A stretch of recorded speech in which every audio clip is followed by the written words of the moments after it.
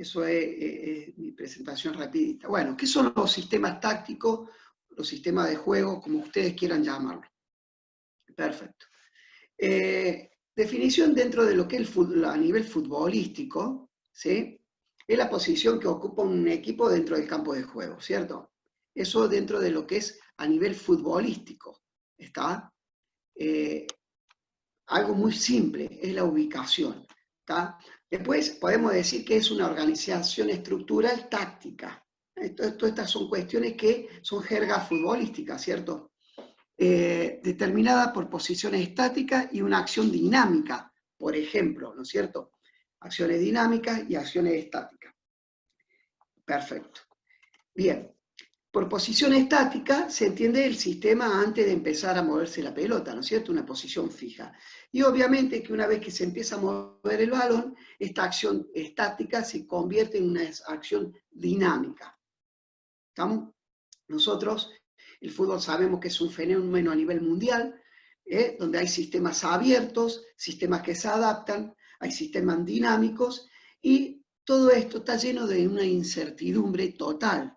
Nosotros, siempre que planificamos antes de un partido, estamos segurísimos que al partido lo vamos a ganar, y después sucede que se empieza a mover el balón, se empieza a hacer todo dinámico, y se llena de incertidumbre. Y por eso los resultados muchas veces en el fútbol no son lo que queremos que sean, ¿cierto? Pero vamos a trabajar más en el tema de los sistemas de juego como su origen, desde la creación del fútbol. Y ya van a ver que a medida que vayamos hablando sobre lo que son los sistemas tácticos y la evolución, van a ir viendo que algunas cuestiones han cambiado del 100% y otras cuestiones en el día de hoy, después de 140 años, 120 años que tiene el fútbol, se siguen manteniendo. ¿Estamos? Primero que todo, entender que el fútbol, a medida que ha cambiado, el tiempo ha pasado, ha tenido muchos cambios. Primero aparece allá en el 1860, el fútbol en Inglaterra, y se jugaba medianamente a lo que salía, ¿no? Con la intención de ser distinto al rugby, sí cometieron algunas cuestiones distintas al rugby, pero que no eran aconsejables, por lo menos en estos tiempos. ¿Sí? Se crea, en 1863, se crea la primera liga a nivel mundial, y obviamente que la inglesa, que son los creadores del fútbol. ¿Tá? Y a su vez se crea una nueva reglamentación, que se modifica, digamos, con la que se venía haciendo en 1860. Pocos años, en 3 años, se cambiaron algunas cosas. ¿Tá? La primera aparición, ¿sí?, que tiene el fútbol a nivel mundial, eso en una olimpiada que se da en el 1900, ¿sí? En esa primera olimpiada, bueno, aparece el fútbol como un deporte colectivo. En 1909 se da la primera competencia a nivel de clubes, que se da en Turín, ¿sí?, que se la considera el primer campeonato mundial de fútbol, ¿sí? Después ya en Argentina aparece la primera Copa Sudamericana de selecciones en 1910. ¿Tá? Después en 1930 el primer mundial. Esto está bueno contarlo porque después cuando empecemos a comparar las modificaciones reglamentarias, ustedes van a ir viendo las modificaciones tácticas. La modificación reglamentaria, a medida que va pasando el tiempo, modifica la preparación técnica, la preparación táctica, la preparación física, la preparación psicológica. Es increíble todos los cambios que van sucediendo. En 1948 es el primer torneo internacional de clubes sudamericanos en Chile. En el 48, fíjense cómo ha ido evolucionando. En 1960 la primera Copa Intercontinental de Clubes, ¿está? Y en el 2005 la Copa Mundial de Clubes, ¿está? ¿Y por qué es importante nombrar estas cuestiones? Porque ustedes van a ver que en cada torneo mundial se ponían reglas nuevas y habían sistemas tácticos que aparecían, nuevos sistemas tácticos, ya lo vamos a ir viendo. Fíjense ustedes, en esta imagen, en 1863, en el primer reglamento que hace la Unión Inglesa de Fútbol, ¿sí? Fíjense que están todos atrás, y si ustedes tienen la posibilidad, no sé si se ve el cursor, hay a mano derecha, en el medio, son 2 arcos. En ese momento los arcos no tenían un larguer, un travesaño, ¿tá? Se mantenía la altura del fútbol, del rugby, pero se sacaba el travesaño. Bien. El fútbol modifica las reglas y modifica los sistemas tácticos. Y una de las leyes que hace ese cambio es el offside. Y lo vamos a ver en este tiempo también, ¿no? Por ejemplo, en 1860, la que determinaba el offside era la pelota. Por eso todos los jugadores jugaban por detrás de la pelota. Todos andaban atrás del balón, corriendo atrás del balón, ¿sí?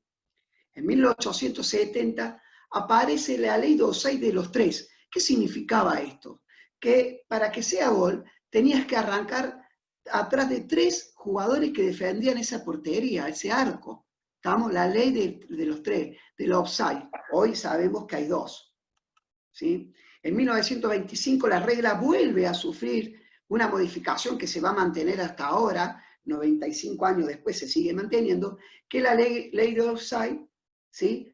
Con dos oponentes. Ustedes ya van a ver que también hay una modificación. Bueno, todas estas cuestiones hacían que modifiquen los sistemas tácticos, realmente. Y en 1990, en la misma línea, considerar el offside también otorgó la posibilidad de cambios. Entre 1870 y 1925, en la modificación de la regla de offside, el fútbol logró 60% más de goles. ¿Estamos? Eso también fue modificándose más o menos a nivel mundial. ¿Por qué? Porque los sistemas tácticos también empezaron a influenciar en lo que era el deporte espectáculo. En el 2003 aparece la ley de offside pasiva, que aquel jugador que estaba en offside, que no estaba participando, ¿sí? Ese jugador obviamente no participaba, pero podía estar en offside, lo cual también era un mecanismo de distracción, no activo, pero era un mecanismo de distracción. Sigue cambiando el reglamento y sigue cambiando las modificaciones a nivel sistema táctico. La historia, en 1965, recién aparece la primera sustitución por lesión. Y yo digo que aparece por primera vez la especulación en el fútbol. Claro, si en un partido medio complicado tenías un solo jugador en el banco o en el banquillo, y ustedes veían que en esa situación ibas perdiendo un partido y el que estaba afuera seguramente al tener un solo cambio era bueno, necesitabas hacer el cambio. Entonces quizá la especulación de un jugador lesionado para que entre, ¿no? También quiero aclarar que antes del 1965, en Argentina, en 1958 se da el primer sustitución en el fútbol por la cuarta fecha entre Vélez y San Lorenzo en 1958. Y también la Liga Sudamericana había hecho en su torneo sudamericano la posibilidad de hacer cambios, pero el VAR, que es el organismo que hace los cambios. ¿De táctica no? ¿Cómo? Sí, justo ha entrado un compañero con el audio. Sí, le pedimos que lo silencie, gracias.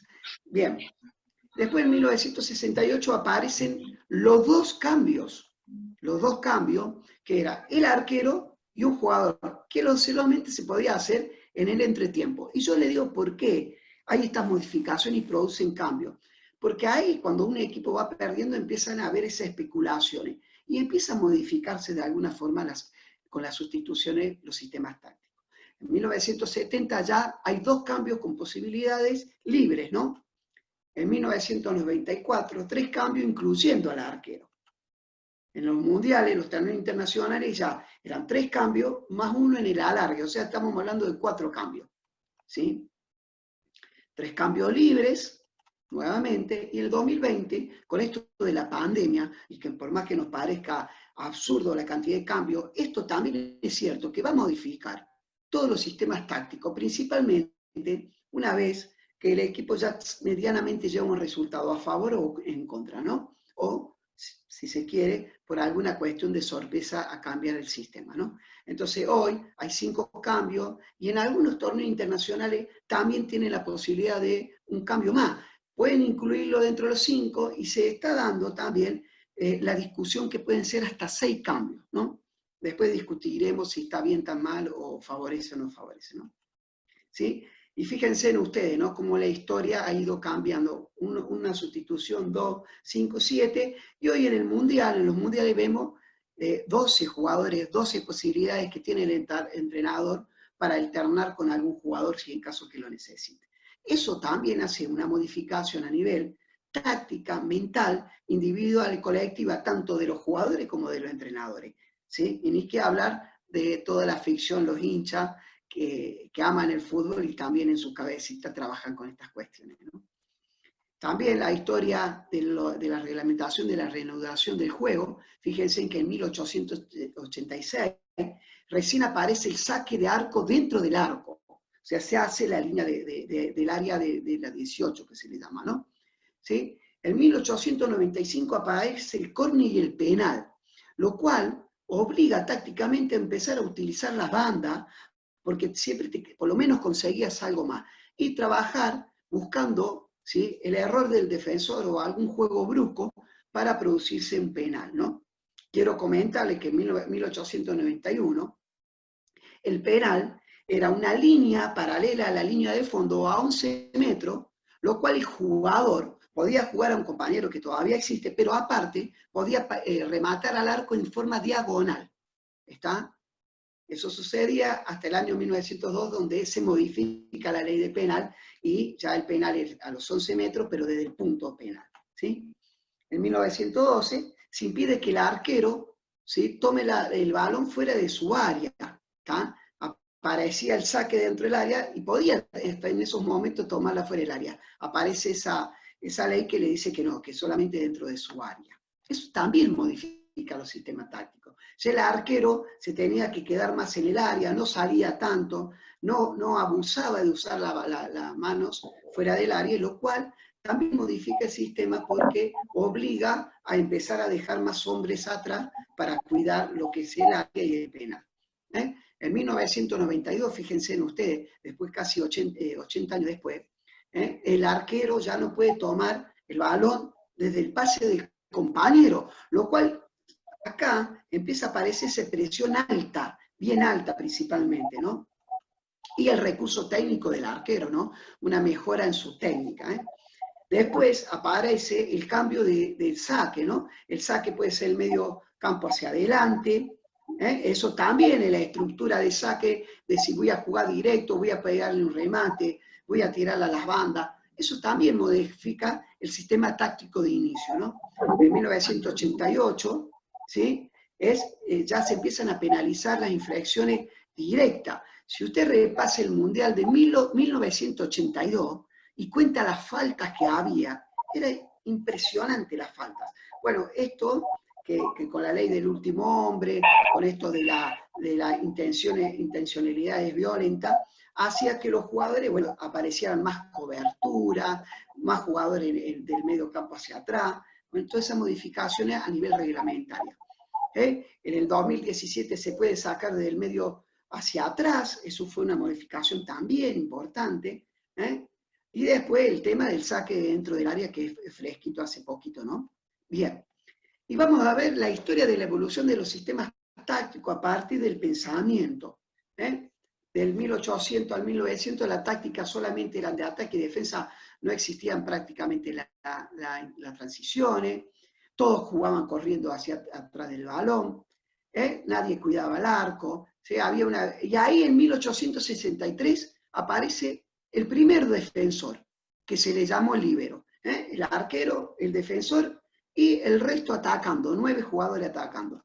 En 1870 apareció el volante de marca, en Argentina, en Sudamérica el número 5, el tapón, y ya modificaron, ya era el arquero, un defensor, un volante y 8 delanteros, ¿no? En el 75 aparece otro defensor más, a uno le llamaba el líbero, el otro el que tomaba la marca, ¿sí? Entonces cuando nosotros decimos, che, líbero, stopper, y tiene más de ciento y tantos años, ¿no es cierto? Entonces, esa es la modificación que va haciendo que los sistemas cambien. En 1876 aparece el doble central, ya era el arquero, 2 defensores, 2 volantes y 7 delanteros. En 1900 aparece la línea de 3, ahí por ahí algunos creemos que la línea de 3 es nueva, no, el 1900 tiene 120 años la línea de 3, 120 años. En 1940 aparece la línea de 4, en 1990 aparece la línea de 5, y esto tengamos en cuenta que principalmente se aparecían todas estas cuestiones en torneos internacionales o grandes equipos que demostraban un sistema táctico distinto, ¿vale? Después, con la evolución de la táctica, vemos que en 1870 empieza el sistema primitivo 1-10, 1866 1-1-9, 1870 la mentalidad ofensiva, el 1-1-8, en el 75 juego asociado, se la llamaron los dos sistemas tácticos, en 1880 el sistema piramidal, ya hemos escuchado en otros lados que es se invierte, digamos. Este sistema tuvo una característica, tuvo 45 años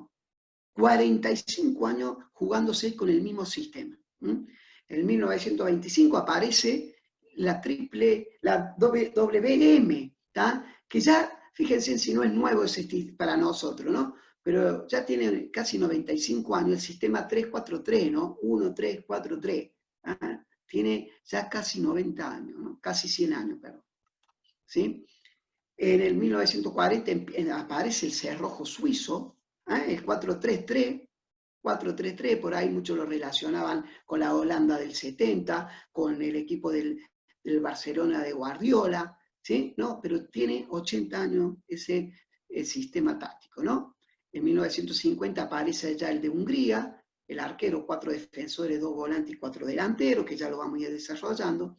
En 1960 el catenaccio italiano, que era de mucha marca, el 1-4-3-2. Y después, ahí hay una modificación, porque ahí aparece un poquito, es en realidad el 1-4-3-1-2 en el catenaccio, que ahí está mal puesto. En 1970 el equilibrio dinámico le llamaron, el 4-4-2, y aparece el fútbol total, con Cruyff a la cabeza, el fútbol holandés, donde empieza muchas movilidades, pressing alto, jugadores versátiles, el sistema que se cambiaban en el mismo juego, de un 4-4-2 a un 3-4-3, inclusive a veces pasaban a atacar con 4. Bueno, eso revoluciona el fútbol, ¿no? Y otro sistema que revoluciona el fútbol es el cuadrado mágico en el Mundial de Argentina, donde aparece el enganche. El enganche, ese enganche jugador distinto, donde en Argentina había a montones y en Sudamérica también, aparece ese enganche, ¿no? El número 10 que le llamamos nosotros, ¿no? En 1986 aparece un sistema que rompe con alguna estructura que se le llama el sistema del doctor Bilardo, que hace un sistema con 3 defensores, 5 volantes y 2 delanteros, ¿no? Que le va muy bien, ¿cierto? ¿No? En 2002 aparece el sistema, había aparecido en 1990, pero sufre algunas modificaciones, porque en realidad lo hacían algunos equipos, pero el que lo lleva a cabo, y realmente lo lleva muy bien, es Brasil en el 2002, donde aparece Cafú por derecha, Roberto Carlos por izquierda, y aparece este sistema de los volantes defensivos que pasan al ataque. Fue una revolución en el fútbol, y en esta época el sistema que más se está utilizando y sufre muchas variaciones constantemente es el sistema del 1-4-3-2-1, ¿no es cierto? Bien, fíjense acá cómo los sistemas van cambiando año por año, los puestos. Esto es lo que le decía, estos sistemas primitivos, ¿no? Todos al ataque o la mayoría. Bien. Y tenemos ¿no? Esto que realmente es increíble. Tenemos para ser dulce, como quien dice, con los sistemas. ¿Estamos? Siempre y cuando tengamos intención